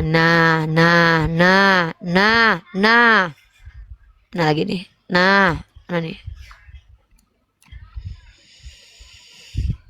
Nih 29 nih. Mana nih Brother, aku capek-capek kamu. Brother. Mana brotherku ini nih? Capek-capek aku buka literasi lo, dia diam aja.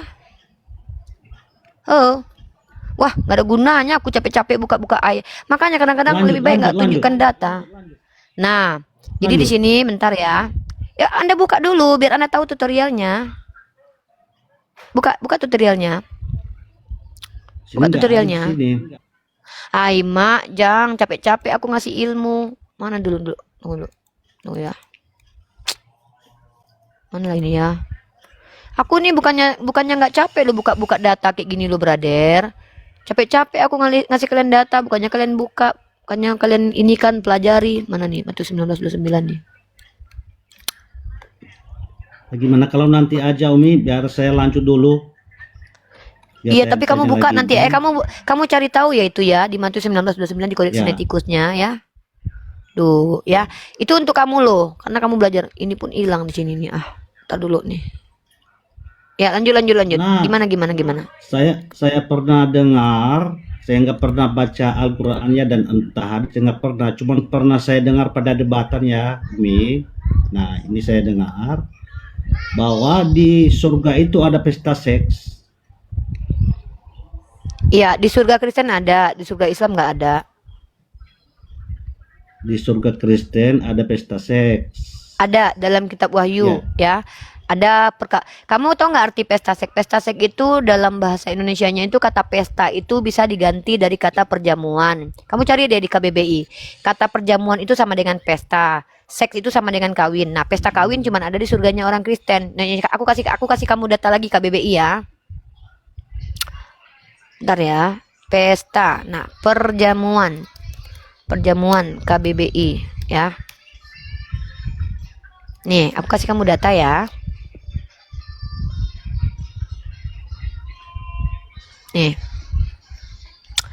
Nih, perjamuan ya, berkunjung bertamu ya, tamu undangan, pertemuan pesta nih. Perjamuan ini pesta artinya ya, Dek. Ya. Tahu kan perjamuan? Nah, perjamuan. Nah, terus seks ya, kita lihat di sini ya. Perjamuan, kawin. Nah, kawin ini membentuk keluarga dengan lawan jenis, bersuami atau beristri, menikah, melakukan hubungan kelamin, ya. Salah satunya adalah melakukan hubungan kelamin, ya. Nah, sekarang kita lihat perjamuan kawin itu ada di mana? Di surga siapa? Nih, ya. Sorry, kok ini bahasa ini? Coba aku ganti dulu ke terjemahan baru, bentar ya. Nah, perjamuan kawin itu apakah ada di Al-Quran? Nggak ada. Kalau ada di Al-Quran kasih datanya ya. Nah, ini ya. Nih. Lalu ia berkata kepadaku, tuliskanlah berbahagialah mereka yang diundang ke perjamuan. Perjamuan artinya pesta ya tadi ya. Kawin artinya ini pesta skidi papap, anak domba. Nah, yang ada tuh di Wahyu, bukan di surganya Islam. Ya, di surga Islam nggak ada pesta seks. Nah, mungkin kamu bermaksud tentang azam Ustadz yang bilang pesta seks ya. Dia udah minta maaf nih, ya. Ya, dia udah minta maaf nih. Dia mengaku salah, dia nggak ada ayatnya. Nih. Nih ya. Nih, kamu lihat nih. Ya. Nih. Gara-gara pesta seks nih. Ustadz Syam minta maaf soal ceramah kontroversi kenikmatan di surga, ya. Nih, dia minta maaf di sini nih. Salah satu nikmat Adam surga adalah pesta seks. Minta maaf karena inilah yang kita tantang dunia, inilah yang kita tantang dunia, ini mantan besar. Ini dia. Lalu dia minta maaf karena dia mengatakan bahwa itu memang tidak diajarkan. Nih, dia meminta maaf secara terbuka dengan mendatangi kantor pusat MUI. Akhirnya dia udah minta maaf. Artinya kamu hanya melemparkan kesalahan omongan dari seorang ustadz. Nah, tapi secara data pesta seks itu adanya di dalam Bible, yaitu dalam kitab Wahyu. Adanya perjamuan kawin, begitu. Oh, itu menurut tafsiran Ibu ya? Oh, tafsiran ini orang. Saya bukan tafsiran, saya itu membuka data. Oh, kok saya nafsir? Emangnya saya penafsir? Saya bukan penafsir, saya pembawa data. Kan begitu tertulisnya. Pesta seks.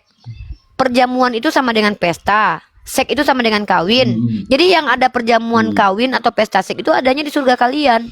Yaitu anak domba, nanti ada pesta kawinnya. Pesta kawin. Oh, begitu. Ya iyalah. Begitu. Masa nggak ngerti arti perjamuan? Kata perjamuan itu artinya kan pesta. Seks itu Saya artinya ngerti, kawin. Nah, yang ada perjamuan kawin di ayat mana? Di kitab siapa? Kitab umat Kristen atau kitab umat Islam? Jujur. Ya, di kitab Kristen. Ah, ya udah. Berarti pesta seks ada di mana? Nggak ada pesta seks. Perjamuan itu pesta, kawin itu seks. Ya. Kalau ada perjamuan kawin di kitab orang Kristen, maka pesta seks ada di mana? Ya, nggak perlu diperpanjangkan itu karena salah tafsir itu. Salah Saya tafsir. cuma tanya aja. Perjamuan itu artinya pesta, kawin itu artinya seks. Maka pesta seks ada di mana? Di Bible atau di Al-Quran? Kawin itu bukan seks. Artinya Kawin itu ngapain? Kawin ngapain kalau bukan seks? Hah? Kawin ngapain kalau bukan seks? Ada itu yang namanya Kawin rohani. Kawin rohani gitu. Ada. Yesus itu memberikan perumpamaan seperti tadi di Matius 29. Ya udah, itu. perumpamaan kawin apa? Apa? Nah, itu Perumpamaan yang kawin artinya perumpamaan yang di situ yang diberikan Yesus itu adalah berarti kebahagiaan. Nah, Kenapa harus kawin? Kawin itu perkawinan. Kenapa harus kawin? Bukan kawin langsung kawin fisik. Dari mana kamu tahu? Kamu udah ke surga belum? Udah pernah ke surga? Dado, inilah pertanyaan yang bagus lagi. Enggak. Kalau belum pernah ke surga tapi kok tahu kalau kawinnya kawin bukan kawin fisik? Pertanyaan saya, ketika kalian menerjemahkan bahwa itu perumpamaan sementara itu adalah kitab Wahyu, pertanyaan saya, metode apa yang kalian gunakan menerjemahkan dan mentafsir ayat itu? Nah, bukan mentafsir, tetapi di situ ada yang penjelasan, ada juga firman. Coba tunjukkan penjelasannya kalau itu bukan kawin kelamin masuk kelamin. Coba tunjukin saya di mana ayat mana itu? Ya memang nggak ada, tetapi itu perumpamaan. Ya mana penjelasannya? Ya mana penjelasannya kalau itu perumpamaan, mana dalilnya? Nggak apa-apa. Tuh, Kenapa sih kalian tuh pelajari kalian tuh sendiri. selalu aja mengajarkan sesuatu yang nggak kalian ketahui? Heran saya sama kalian ini loh. Yang penting ngomong dulu ya bang ya, dalilnya belakangan ya bang ya. Yang penting ngomong aja dulu ya. Bodoh amat nih salah mau enggak, yang penting ngomong aja dulu ya bang. Makanya sebenarnya nggak perlu terlalu dipahami sekali agama orang. Saya juga nggak pernah pahami, cuma nanya aja. Nggak perlu ya, dipahami bagaimana sekali. kalau itu penjelasannya itu. Waduh sekarang udah mulai nggak boleh dipahami. Saya aja ya orang Kristen harus belajar benar-benar baru tahu arti apa maksud. Yaudah abang udah belajar benar-benar. Sehingga dibaca itu semua ayatnya. Iya saya tanya abang udah belajar benar-benar nggak? Ayo deh gini aja deh. Ayat mana yang anda sudah pelajari yang baik, betul-betul anda paham, yang anda kuasai ayat mana? Nah saya nggak terlalu hafal-hafal aja. Yang penting katanya saya belajar benar-benar, giliran ditanya mana yang dipelajari nggak tahu. Hai mak. Hai Mak Jang, astagfirullahaladzim. Udahlah Umi, cuman aku nanya aja karena kemarin itu ada penjelasan, tetapi berarti sekarang pesta seks itu nggak ada ya, nggak ada sama. Nggak ada, tapi abang alhamdulillah tahu kan kalau pesta seks itu adanya di Bible. Nggak, jangan bahas Bible dulu karena saya yang lebih tahu. Nah, yang penting jawaban itu tadi dibilang ada dia ya, lebih tahu, giliran ditanya saya lebih tahu Bible, ditanya apa ayat yang abang pelajari dan abang kuasai. Nggak usah lah dibahas. Abangnya lucu. Enggak, kuncinya aja itu aja yang saya tanya. Berarti enggak ada. Kunci Kalau apa? mengatakan enggak ada berarti seperti yang dikatakan tadi bahwa itu sudah minta maaf ustadznya ya. Berarti enggak ada pesta Iya, seks nggak gitu. ada. Nah, Nggak ada pesta seks. berarti udah jelas. Yang penting itu udah ada pernyataan tidak ada. Karena yang bidadari itu maksudnya bidadari enggak ada juga. Bidadari ada hurun ain. Bidadari itu gunanya itu di surga untuk setiap orang Melayani. 70 melayani berapa Enggak orang lah. bidadari setiap orang. Ya tergantung orangnya lah. Kalau dia orang yang mati syahid, dia nggak punya istri, diberikan 72 bidadari. Kalau orang biasa, dia punya istri. Di Bible adanya pesundal. Kalau di Bible itu adanya perempuan sundal. Tidak ada bidadarinya. Berarti kalau dia Karena nggak ada pelayan. orang baik, kalau dia orang baik diberikan 72 bidadari jadi dijadikan istri, begitu maksudnya ya? Begitu. Iya, dijadikan istri. Dijadikan istri. Oke, berarti kalau orang yang nggak baik Masuk tidak neraka bareng ke surga. kau. Sama kau lah di neraka. Masuk neraka. Iya. Bagaimana juga kalau siapa si perempuan itu orang baik kalau masuk ke surga? Apa yang Dapat dikasih sama apa dia, yang suami? Apa yang dia mau? Enggak lah, dia punya suami sendiri. Ngapain dia banyak suami? Nggak boleh poliandri di Islam. Karena kami perempuan nih bang, bukan burung yang kami utamakan bang. Kalian kan enggak. Kalian contohnya, ketika udah ada istri satu, poligami nggak boleh, tapi selingkuh boleh, ya kan? Kalau saya nih nggak butuh burung bang, satu aja udah cukup. Tapi kalau kalian Nah, laki-laki, maksudku- saya nggak mau satu istri aja, buktinya selingkuh di belakang. Iya. Dia maksud Bang, saya Bang, cuma gini loh, Tuhannya Bani Israel itu dan Tuhannya umat Islam tahu kesenangan pria. Contoh, Tuhannya Bani Israel menyenangkan Daud dengan mengambilkan istri-istri orang diberikan kepada Daud. Tuhannya orang Nah, Israel maksud dengan Tuhan saya- Abang kan beda. Bentar dulu saya menjelasin nih. Tuhannya umat Islam tahu kalau kesenangan bagi pria ini adalah perempuan. Tuhannya Bani Israel juga tahu kesenangan pria adalah perempuan.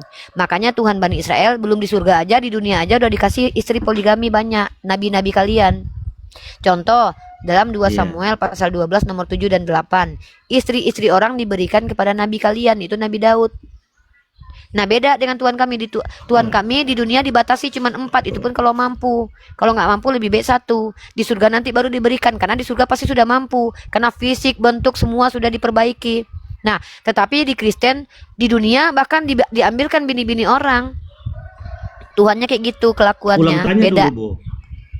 Biar jelas dulu, Bu. Jika katakanlah ibu sekarang baik, mungkin masuk surga, ibaratnya ya, misalnya ya Bu, misalnya kebetulan suami ibu kebetulan orang tidak baik masuk neraka, bagaimana itu? Ada suami Biasanya ibu bang, lagi di surga. bang, saya ini kan bukan tukang ponis siapa ke neraka siapa ke surga nih, ya kan? Kan saya nggak bisa tahu Ya, nih. misalnya lah, Enggak, bentar. misalnya. Ya, saya kasih ini. Ketika seorang istri masuk surga, lalu suaminya masuk neraka. Biasanya jarang istri masuk surga kalau suaminya masuk neraka. Kenapa? Karena biasanya kalau kita lihat di dunia, suami itu cerminan istri. Karena Allah sudah berkata dalam Al-Qur'an, laki-laki baik untuk perempuan baik untuk laki-laki baik.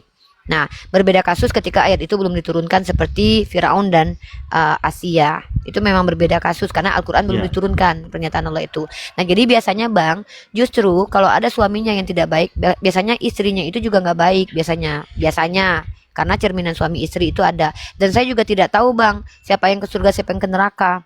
Tapi kalau abang bicara kasus kehidupan di dunia, saya bisa kasih itu visualisasinya seperti apa. Karena tentang surga itu bukan kami yang harus carikan solusi, tapi perkara di dunia Al-Quran ada solusinya dan saya bisa jelaskan itu. Tapi kalau perkara surga dan neraka, mana saya tahu bang. Oh, suaminya masuk neraka, istrinya pasti masuk surga, taruhlah begitu misalkannya. Maka apa yang didapatkan istrinya, apa yang diinginkan istrinya, itu akan tidak dapat, gitu loh. Dan saya tidak tahu itu bang mau dijodohkan dengan siapa dia nanti, saya nggak tahu lah. Bukan urusan saya itu. Terlalu jauh abang menyuruh saya memikirkan urusan surga. Mending kita urusan dunia dulu nih. Pertanyaan saya adalah, kalau di dunia kalian boleh nggak poligami? Itu aja dulu, nggak usah surga dulu. Di dunia kalian boleh nggak poligami? Nggak boleh. Di mana Nggak ayat boleh. larangannya? Di mana ayat larangannya? Di situ waktu di mana itu ya, saya nggak Di terlalu mana? hafal ayatnya itu. Karena Bang, gini loh Bang. Saya ini udah 6 tahun belajar Bible.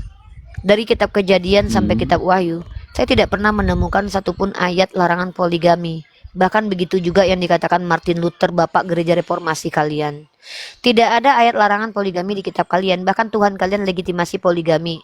Saya kan sudah katakan tadi, Tuhan Anda itu belum lahir ke dunia. Dia sudah bagi-bagiin bini orang kepada Daud. Bahkan nenek moyang Tuhan Anda poligami rata-rata. Daud itu punya 4 istri. Apa Tuhan kalian marah? Enggak, buktinya Daud itu punya keturunan. Yakub punya 4 istri. Lea, Rahel, Zilpa, Bilha. Nenek moyang Tuhan kalian aja poligami kok. Nah, ketika kalian tidak mendapatkan informasi yang lengkap tentang Yesus, cuman dapat 3 tahun kehidupannya dari orang-orang yang gak jelas, berani-beraninya kalian mengatakan Yesus melarang poligami. Pertanyaan saya, mana dalil larangan poligami dari Yesus? Kalau nggak ada, jangan kalian buat-buat sendiri ajaran. Kalian pula yang ngatur-ngatur dunia ini. Enggak, saya cuma minta Gini aja, Bu, satu gini aja ajaran dulu. larangan poligami di Bible. Menurut Yesus mana larangan poligami?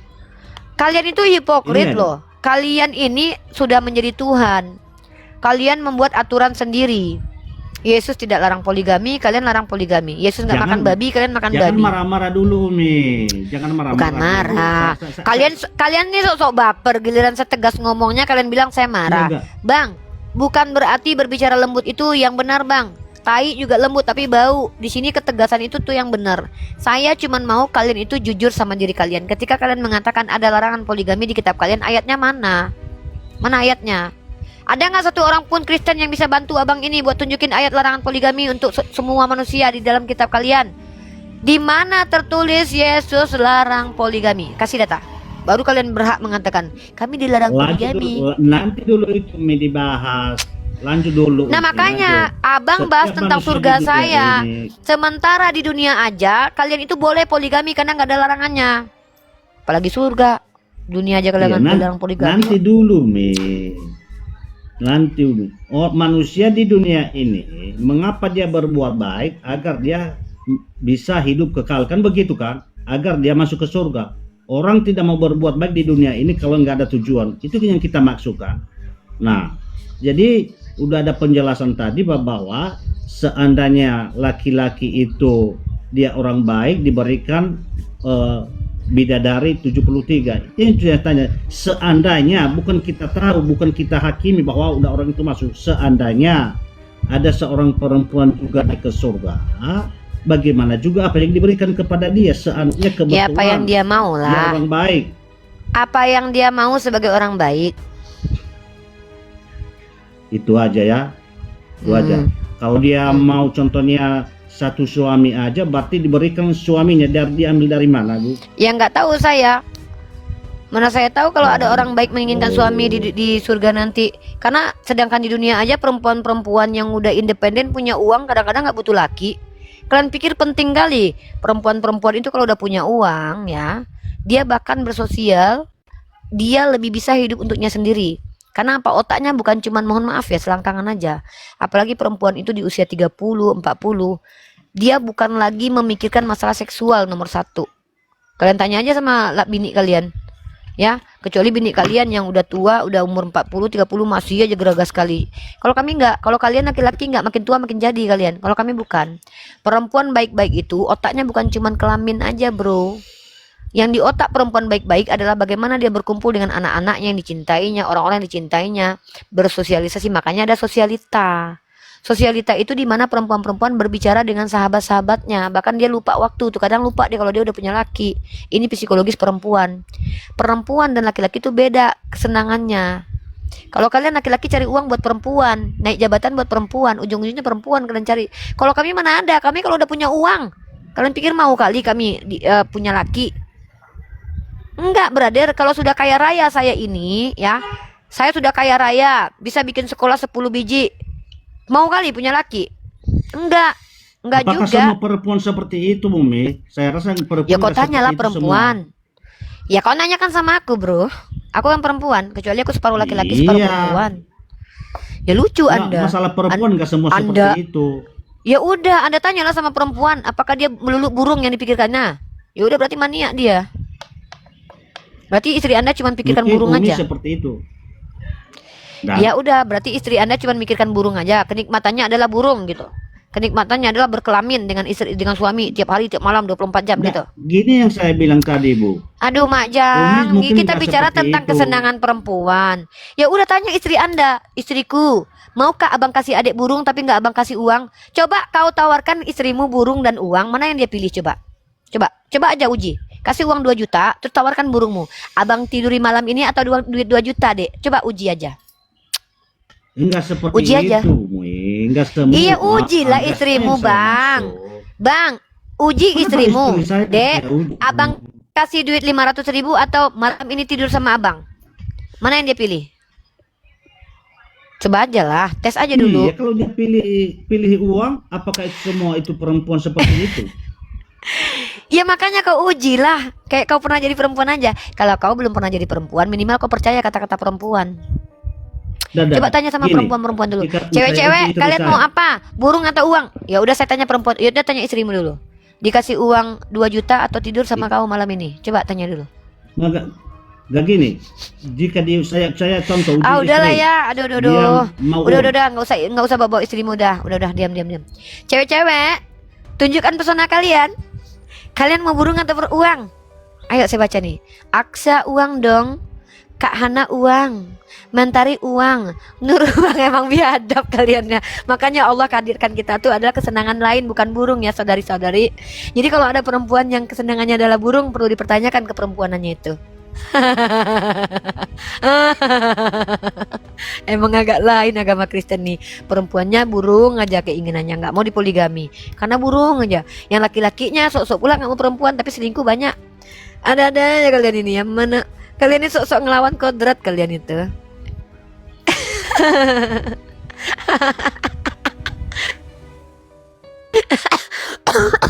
Apa kata lakinya? Adekmu abang sumpal mulut bawah mulut atas aja bang. Adek maunya makan enak, adek maunya duit, adek maunya emas, burung abang bawa ke sana pergi. Gini kami kalau perempuan bro. Kalau kami perempuan begitu bro, beda sama kalian laki. Laki mau miskin mau kaya tetap aja juga ada perempuan.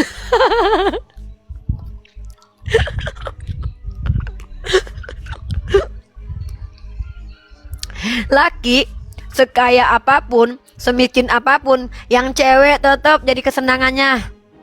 Perempuan coba tanya, kau mau abang tiduri atau uang dek? Ke mall kau dek? Kau mau sama kawan-kawan kau atau sama abang? Sama kawan-kawan aku lah ngobrol. Itu tandanya perempuan ini tidak memprioritaskan kenikmatan selangkangan. Beda sama kalian, makin tua makin jadi, ya. Kalau kami ini apa kesenangan kami? Jalan-jalan. Kemana kami menikmati pemandangan, ya. Kalau perlu nggak usah sentuh-sentuh badan adik bang. Abang mau tidur sama perempuan istri abang satu lagi, tidur sana. Kasih adik duit 1 miliar, adik mau keliling dunia, ya. Nggak ada kami kayak gitu. Ya, kami nggak kayak gitu. Kami bukan perempuan-perempuan yang kesenangannya adalah burung aja gitu. Burung itu menjadi kesekian, nanti itu bagian kesekian aja itu. Ada uang nggak perlu burung. Iyalah, coba tanya sama perempuan yang udah nikah sekarang. Pilih mana kau, punya laki atau punya uang? Ya pilih punya uang lah. Udah ya. Malu Capek dia memin terus. utarakan itu. Udah bang. Malu dia utarakan. Dia pula sok jadi perempuan. Sok jadi perempuan pula abang ini. Iya, saya juga sering ngomong dengan perempuan. Malu dia itu. Ya udah coba lah. Ya abang tawarkan lah istri abang deh uang 2 juta atau burung abang. Coba abang tawarkan. Ya saya tunggu abangnya jawaban istri abangnya. Kalau memang istri abang memilih burung abang, berarti salut saya sama istri abangnya. Ya, coba tawarkan dulu dek. Ini ada duit 2 juta nih. Adek bebas ke mall. Adek pilih malam ini adek melayani abang bobo atau abang kasih adek 2 juta. Coba ya bang ya, depan kami kalau perlu tes ya. Malu. Biasanya di hati perempuan bukan segitu gitu. Kok dia yaudah. Dia pula yang tahu hati perempuan. Dia pula yang tahu isi hati kita loh. Lebih perempuan dia daripada kita. 1000 perempuan yang bilang uang, dia yang bilang kita malu. Ada laki-laki nih. Kok munafik? Emang kami gitu. Kalian tawarkan burung, kami pilih uang lah. Kalau ada dua tawarannya, burung atau uang? Ya uang lah. Kok dibilang munafik kita guys? Bukan berarti kami nggak suka juga, tapi kalau ditawarkan dua, mana yang kami pilih? Itu prioritas maksudnya. Laki-laki kok nggak terima ya? Kok laki-laki itu nggak terima dengan kita perempuan yang tidak terlalu mementingkan burung mereka ya? Aduh, abang adek sayang, tapi kalau ada uang, nggak ada uang abang sana pergi pulang. Martin, Oh, Muslim dan Muslim, Muslim teh? kunaon, kumaha, Enggak, pengen nanya aja. Kalau nanya, emang kan ini ya apa? Bukan Muslim yang taat ya. Kalau boleh jujur ya. Tapi kalau dengar agama kita sama Nabi kita dihina, aku sakit hati banget gitu, marah gitu. ada giroh di dalam dirinya, masih bagus ada girohnya. Yang nggak bagus itu, Pertanyaannya apa itu? Aku termasuk orang munafik bukan? kalau kamu masih sakit hati nabimu dihina, agamamu dihina, setidaknya kamu bersyukurlah masih ada rasa giroh di dalam dadamu, Dek. Yang paling menakutkan adalah ketika nabimu dihina, kau sudah tidak peduli. Ketika agamamu dihujat, kau sudah tidak peduli. Bahkan ketika orang Islam yang terlihat keras kepada orang Kristen, kau kemudian mencak-mencak marah-marah. Bahkan kau mempertanyakan Al-Quran, kau mempertentangkan hadis, baru kau bertanya kepada dirimu, dosa apa yang telah aku lakukan. Tapi ketika giroh di dalam dadamu, Allah sedang sayang kepadamu, kau dipalingkan melihat penistaan terhadap Islam, lalu hatimu tersakiti, belajarlah, belajar kembali, baca Al-Quran, baca hadis, pelajari apa yang mau kau pelajari. Jadi maksudnya Gitu. aku jadi bukan ciri-ciri orang yang munafik ya teh. Ciri-ciri orang munafik itu ada 3. Yang pertama, kalau berbicara dia berbohong. Ya, kemudian diberikan kepercayaan, dia amanah. Ketiga apa lagi tuh? Satu lagi apa? Ciri-ciri orang munafik guys, berbicara berbohong, dipercaya tidak amanah. Nah, satu lagi lupa saya. Satu lagi apa ciri-ciri orang munafik? Nah, kamu sadar diri aja, ada nggak ketiga hal itu di dalam dirimu?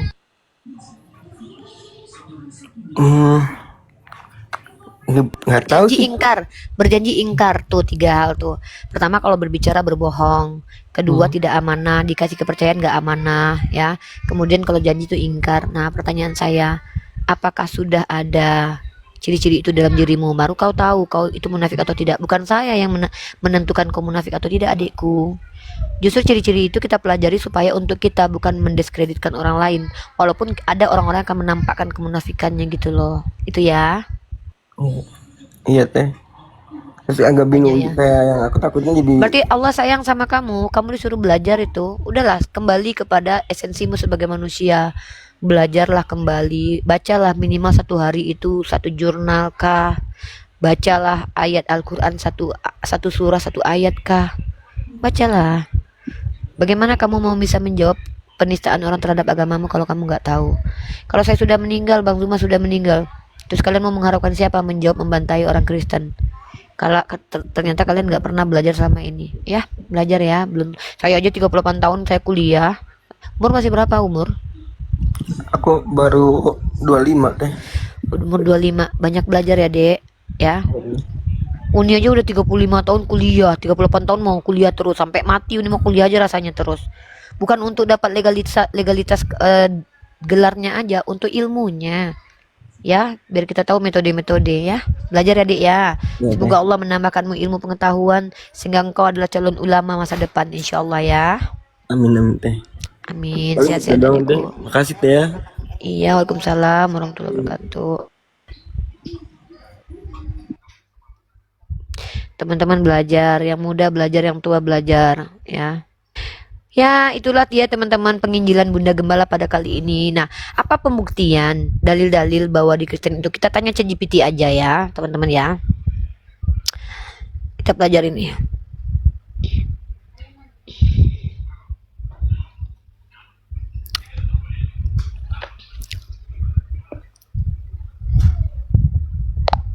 Halo ChatGPT, kita bahas tentang tema perdebatan lintas agama lagi, boleh? Tentu banget Riva Magdalena.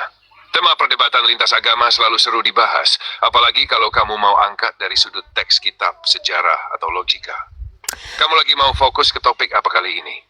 Islam dan Kristen lagi? Atau ada agama lain juga yang mau kamu bahas? Oke, saya mau jawab dulu nih Anita nih. Anita, siang Umi, kalau agama kita dihina diam saja, serahkan kepada Tuhan, jalani masing-masing agama. Itu bedanya kita ya. Kalau Tuhan kamu diinjak, kamu diam aja. Tapi coba orang tuamu dihina, pasti kamu akan bereaksi. Sebenarnya kamu tidak memenuhi kitab sucimu. Bahkan kamu tahu tidak, membela kehormatan Tuhan itu justru membuat Tuhan tidak murka. Nih, karena kamu nggak percaya sama kitabmu sih, ya. Saya tunjukkan sama kamu. Bukti kalau Tuhannya umat Kristen itu ya. Nih.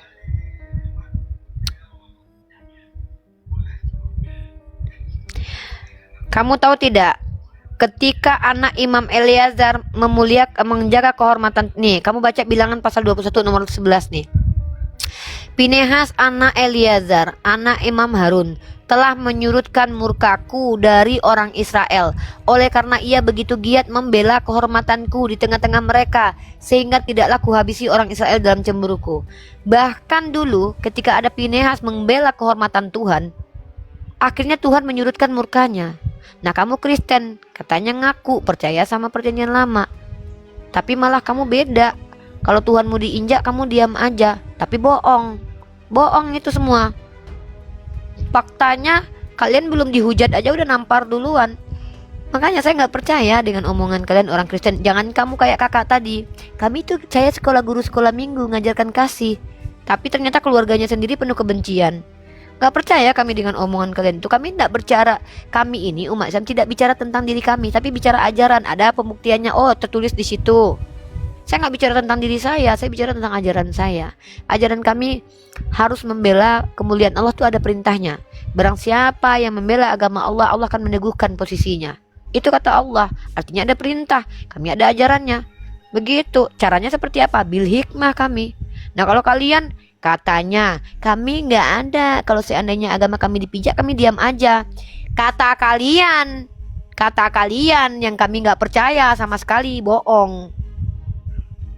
Nggak usah depan kami tuh lah klaim-klaim gitu, nggak penting buat kami tuh klaim-klaimnya. Kita ke ChatGPT lagi, apakah betul ajaran Kristen itu ada ayat rasisnya? Oke, ChatGPT, coba jelaskan, sebutkan beberapa ayat yang terindikasi rasis dalam Bible. Sebutkan satu persatu tanpa dijelaskan.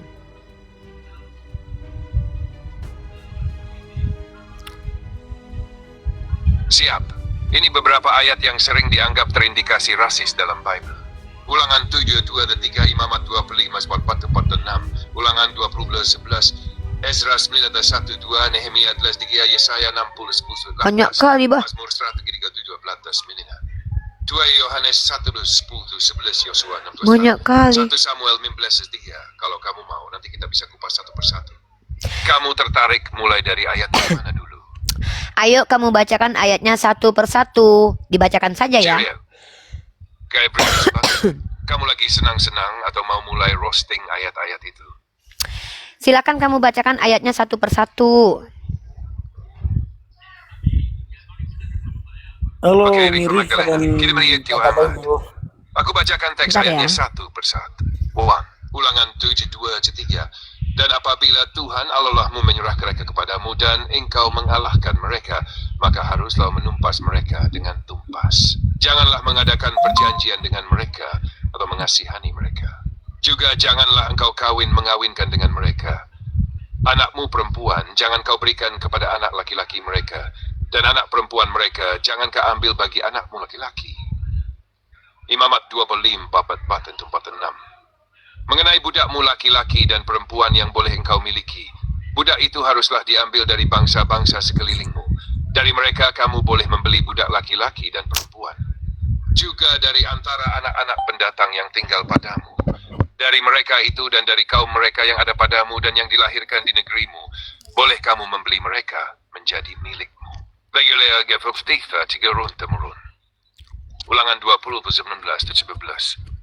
Tetapi dari kota-kota bangsa-bangsa ini yang diberikan Tuhan Allahmu menjadi milik pusakamu, janganlah kau biarkan hidup satu makhluk pun, melainkan haruslah engkau menumpas mereka sama sekali, yakni orang Het, orang Amori, orang Kanaan, orang Feris, orang Hewi, dan orang Yebus, seperti yang diperintahkan Tuhan Allahmu. Ezra 9:1-2. Sesudah perkara itu diselesaikan, datanglah pemimpin-pemimpin kepadaku, katanya, bangsa Israel, para imam dan orang Lewi tidak memisahkan diri dari penduduk negeri-negeri itu yang melakukan kekejian-kekejian, yaitu orang Kanaan, orang Het, orang Feris, orang Yebus, orang Amon, orang Moab, orang Mesir, dan orang Amori. Karena mereka telah mengambil istri dari bangsa-bangsa itu bagi dirinya dan anak-anaknya, sehingga bercampurlah benih yang kudus dengan penduduk negeri-negeri itu. Nehemia telah berkata sebelumnya, setelah Taurat itu mereka memisahkan semua orang asing dari Israel. Kalau kamu oke, kita lanjut 5 ayat sisanya. Lanjut sing tuh segera. Oke, kalau di Al-Quran ada tidak ayat rasisnya?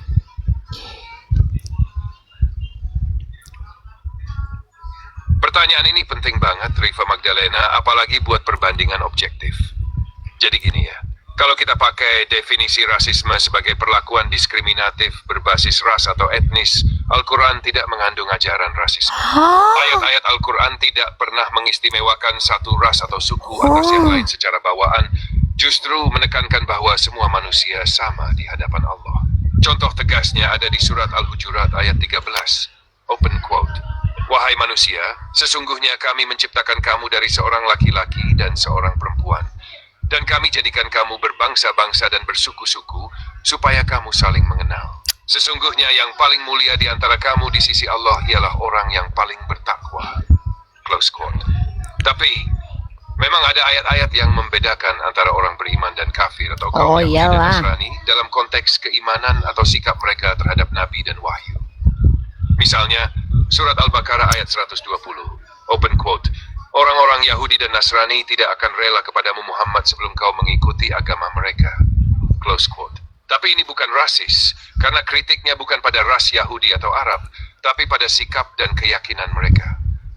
Bahkan Al-Quran mengakui bahwa ada di antara mereka yang beriman, adil, dan baik. Jadi kesimpulannya ada Kurtin yang rasis secara etnis.